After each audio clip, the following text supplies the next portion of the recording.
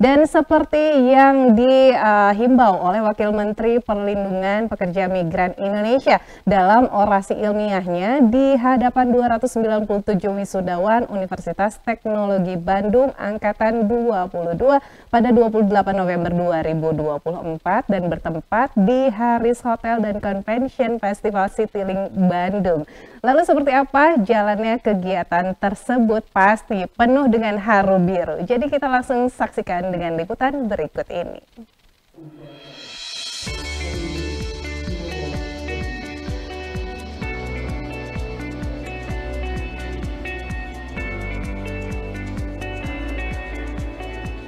Dalam dunia ketenagakerjaan migran, setiap negara tujuan penempatan pekerja migran Indonesia atau PMI memiliki pola perilaku dan keunikan tersendiri.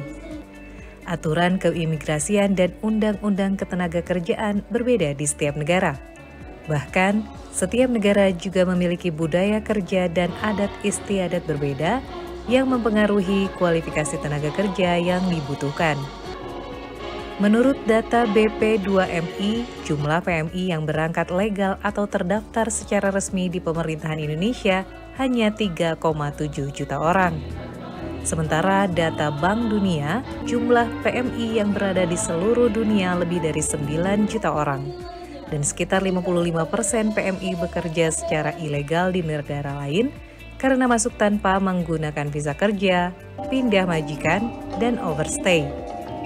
Hal tersebut juga diungkapkan Wakil Menteri Perlindungan Pekerja Migran Indonesia dalam orasi ilmiahnya di hadapan 297 wisudawan Universitas Teknologi Bandung Angkatan 22 pada 28 November 2024. Bertempat di Haris Hotel and Convention Festival Citylink Bandung, yang juga dihadiri pimpinan dan anggota Yayasan LPPI Bandung, Koordinator of Magister Program ITB Stikom Bali, Pokja Pendidikan dan Tenaga Kependidikan LL Dikti Wilayah 4 mewakili Kepala LL Dikti Wilayah 4, para mitra kerja sama UTB, serta orang tua dan keluarga wisudawan. Wamen pun mengapresiasi kinerja UTB dalam mendidik mahasiswa-mahasiswanya yang berprestasi akademik maupun keterima kerja sambil kuliah di berbagai perusahaan dalam negeri hingga luar negeri.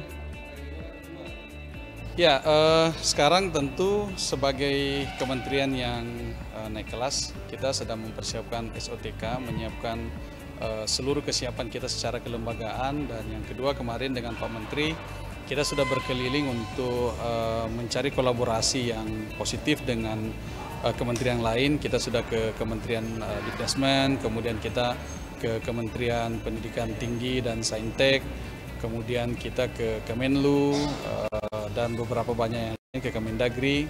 Pada prinsipnya bahwa kita sedang sangat serius mendorong PMI-PMI kita itu yang punya skill yang mumpuni, sehingga sampai di penempatannya di luar negeri itu bisa punya daya saing dan sangat menjawab ekspektasi yang oleh Bapak Presiden Prabowo Subianto titipkan kepada kami. Sebelah tentu perasaan kami senang sekali berhasil mewisuda 297 wisudawan, yang dimana artinya ada 297 orang yang akan membantu dunia usaha, dunia industri dan masyarakat kita di berbagai wilayah di Indonesia.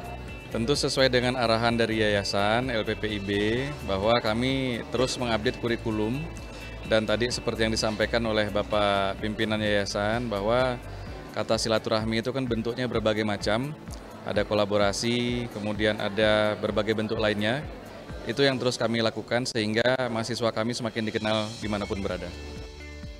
Adapun lulusan UTB Angkatan 22 ini terdiri dari 150 wisudawan program studi teknik industri, 97 wisudawan program studi teknik informatika, dan 50 wisudawan program studi desain komunikasi visual.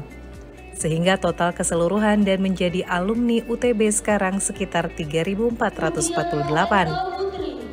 Dedang Hermawan selaku pimpinan grup Yayasan LPPI Bandung mengungkapkan kesiapan kampusnya untuk terus mengupgrade kurikulum terutama bahasa asing. Selain itu juga terdapat kesan dan pesan wisudawan terbaik mengenai pengalamannya berkuliah di UTB. Menambahkan apa yang tadi disampaikan oleh Pak Rektor, bahwa tentu saja kita harus terus mengupdate kurikulum, terutama bahasa. Ya. Salah satu contohnya misalnya nama mata kuliahnya bahasa asing, tapi bisa diisi bahasa Jepang, bahasa Inggris, bahasa Jerman, atau nanti kalau sudah terbuka yang lain bahasa Arab barangkali ya, bisa ini.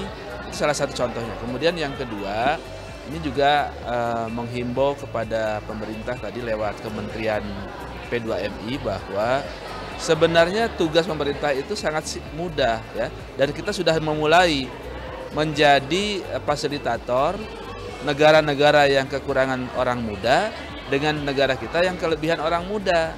Nah, ini yang mungkin perlu disampaikan pada semua mahasiswa, bahwa mereka nggak usah nunggu sampai lulus baru cari kerja.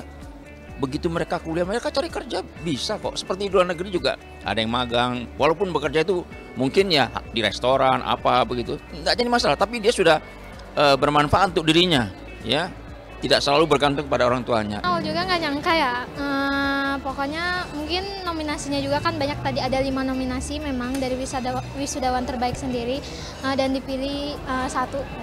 Selain wisudawan terbaik juga ada skripsi terbaik juga.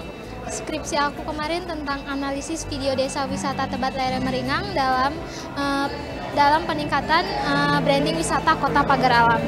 Sebenarnya dalam pembuatan skripsi sendiri alhamdulillah lancar-lancar saja. Namun memang aku mencari datanya juga lumayan jauh, harus ke Sumatera. Soalnya aku ngambil topik dari skripsi aku sendiri itu dari kasus yang ada di tempat kelahiran aku sendiri dari Sumatera.